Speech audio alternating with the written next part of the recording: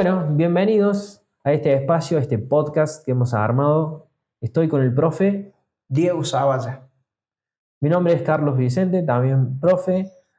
Y charlando con Diego, que somos amigos hace tiempo, ha sido mi profe en la formación docente, decidimos buscar una manera de contarle a la gente de qué se trata lo que se viene ahora en los próximos días. ¿Qué es lo que se nos viene?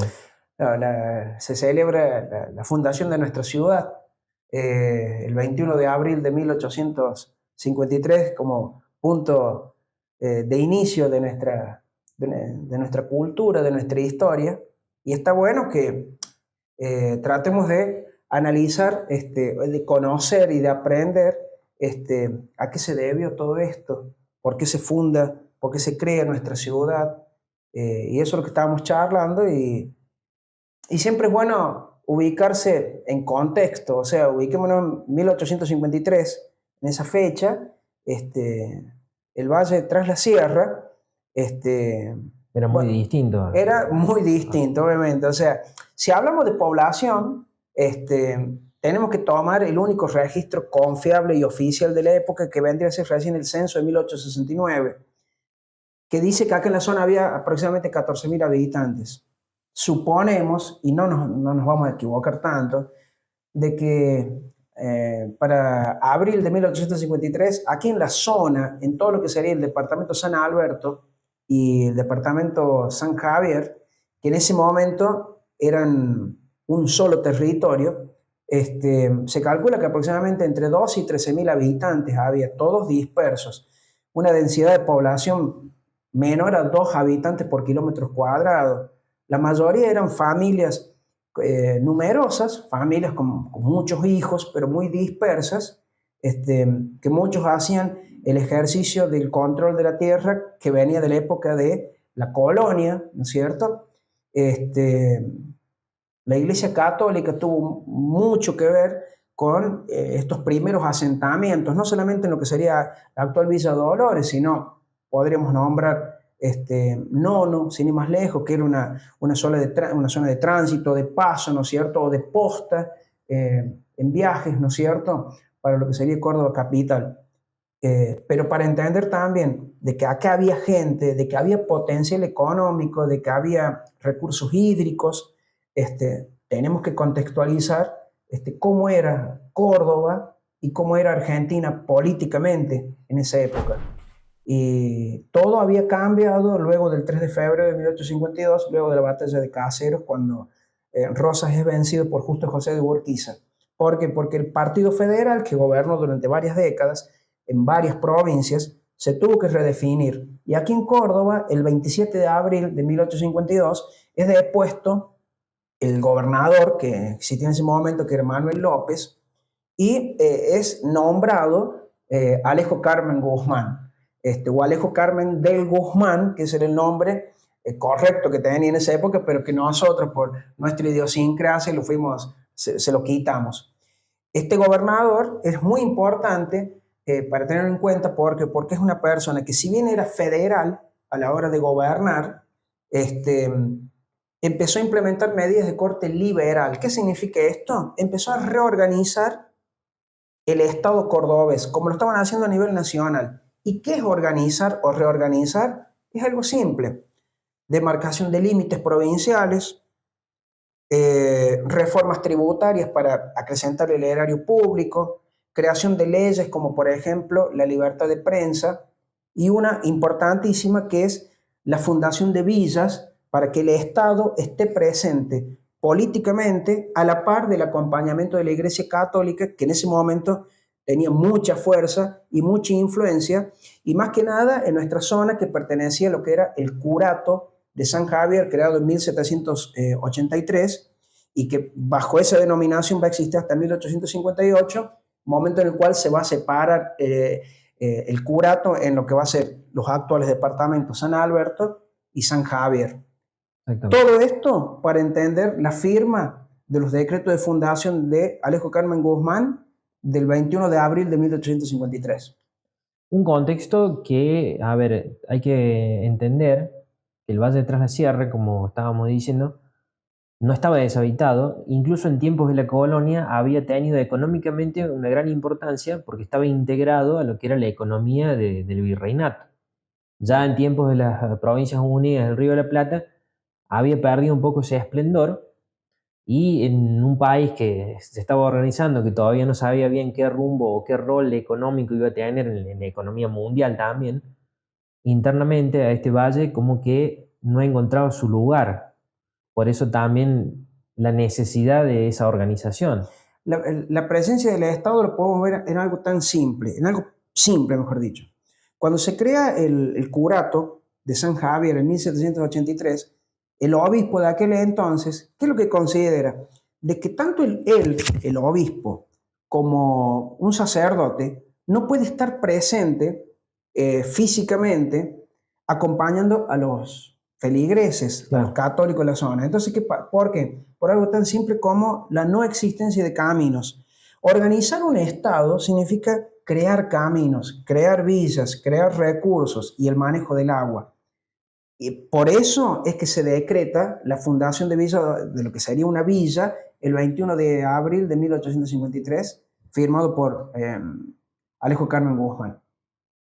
Bueno, ahí vamos a hablar un poco de lo que es la fundación en sí, ¿no es cierto? De la villa, Villa Dolores, que en el decreto original del 21 de abril de 1853 no lleva ese nombre, ya vamos a ir a eso, pero se manda a fundar en un lugar específico por el gobernador con un nombre que es el de Villa de San Pedro y con ciertas indicaciones también de cuántas manzanas hay que delimitar, es decir, hay un instructivo. Ujú. Se forma una comisión fundadora, bueno, esa comisión fundadora que es la encargada de ejecutar lo que manda el gobernador, va a encontrar algunos problemas al momento. Cuando decimos Villa de San Pedro, que es el nombre que se le pretende poner a la villa, es porque el lugar que se elige era un paraje muy antiguo, que se le llama el paraje, le decían el sauce de San Pedro también. ¿Por qué? Porque era el río de los sauces, en la margen norte, donde hoy está la ciudad de San Pedro. Ese era el lugar elegido en primera instancia y el que reza el decreto que firma el gobernador. Ahí los problemas surgen porque en los vecinos va a haber desacuerdos en cuanto a la delimitación, porque había que seccionar algunas propiedades, entonces dicen, bueno, vamos a cambiar el lugar. Hay donaciones en lo que es el Alto de Castro hoy en día, por ese tiempo se le llamaba Alto de los Falcones, por el nombre de gente que vive ahí, que de apellido Falcón. Creemos que en sentido plural, el Barrio Nuevo Imposti, que es nuestra gran fuente bibliográfica, no lo aclara, pero se supone que había una familia de apellido Falcón, por eso Alto de los Falcones. Hoy Alto de Castro, ese es el lugar que se elige en segunda instancia, pero claro, esto que decías, Diego, de la distancia, hoy parece cerquita, en esa época donde todo se hacía o a pie, o a caballo, o a mula, era una distancia importante, estamos hablando de 7 kilómetros aproximadamente. También es bueno acotar de que el cumplimiento del decreto, que lo hablamos hace un rato, o sea, hay que cumplir con el decreto porque es prácticamente una ley firmada. Entonces, Claro, para no entrar en polémicas, es que se realiza lo que vos estabas describiendo, porque había que tratar de respetar el espíritu del decreto ley establecido por el gobernador Guzmán. claro, había un trazado que se dictaba. Entonces, como no se logra hacer en el primer lugar, se busca otro. Pero ¿qué pasa? Surge esto de la distancia. Dicen, no, bueno, pero vamos a terminar fundando una villa en un lugar muy lejano al que se iba a hacer en primera instancia. Entonces se busca un lugar intermedio y surge la donación que hacen algunos vecinos, donan terrenos y algunos pesos también para iniciar la construcción, porque había que construir una iglesia. Y se elige lo que es el Paso del León, que es el lugar donde está hoy actualmente la ciudad. Es decir, se ha expandido, pero allí fue donde surgió y donde sigue existiendo. Hablamos de lo que es la calle Alejo Carmen Guzmán, lleva ese nombre hoy en día del gobernador que emitió ese decreto. Tuvo otros nombres, calle Rioja, por ejemplo, pero es una calle que pasa por el costado este de la Plaza Mitre, la plaza principal de la ciudad.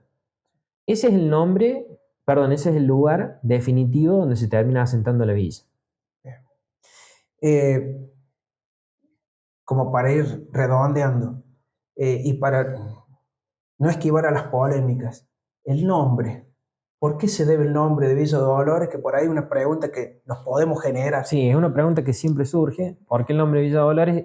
Incluso surge a veces desde el desconocimiento, pero también los que van y leen un poquito en la historia de Barrio Nuevo Imposta dicen por qué Villa Dolores si era Villa de San Pedro en un principio. Es decir, el gobernador manda formar una villa con el nombre de Villa de San Pedro. Después, como se cambia de lugar a la villa que de facto, digamos, existía en donde es San Pedro hoy en día, ahí ya había un caserío, había una iglesia. Más adelante se le otorga el estatus de villa y se la nombra Villa de San Pedro. Entonces, la villa que estaba surgiendo en el Paso del León se queda sin nombre de alguna forma. Es ahí que entra en juego el cura Brizuela, el presbítero Brizuela, que Que desde 1851 estaba aquí en la zona, ¿no es cierto?, haciendo su tarea pastoral. sí, prácticamente casi toda esa década de 1850 trabajó en la zona, aparentemente era muy querido por los feligreses. Él trae en algún momento en que es nombrado cura y vicario en La Rioja. No hay precisiones, Barrio Nuevo Imposta y no lo aclara, pero en algún momento entre que él estaba acá y antes de irse para allá, trae desde La Rioja una imagen de la Virgen de los Dolores. Nuestra Señora de los Dolores es una imagen adorada dentro de lo que es la religión católica. Tiene muchos devotos, principalmente en lo que es Latinoamérica. También en España, Italia, pero principalmente en Latinoamérica. Sí. Tampoco tenemos conocimiento en qué contexto el cura se hace de esta imagen, pero decide traerla, la coloca en la iglesia, que había sido recientemente inaugurada en 1858, Sí. y dice Barrio Nuevo Imposta que ya para 1860 la denominación de Villa Dolores o Villa de Dolores ya era común, ya estaba difundida. Así que eso es lo que sabemos del nombre de Villa Dolores.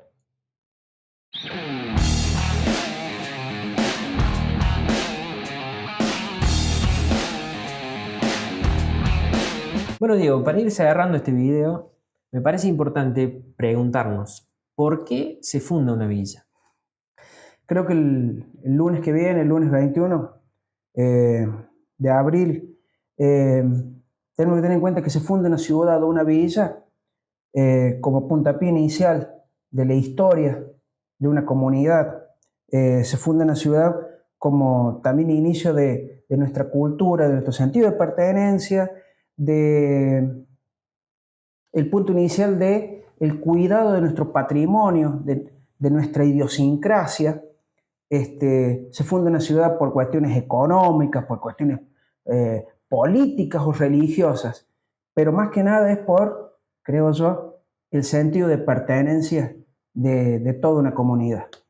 Yo creo que la moraleja de esta historia de Villa Dolores y también de el motivo de haber hecho este podcast, me parece que se centra en que una ciudad se funda un día determinado, hace mucho tiempo, pero después se va refundando constantemente a diario.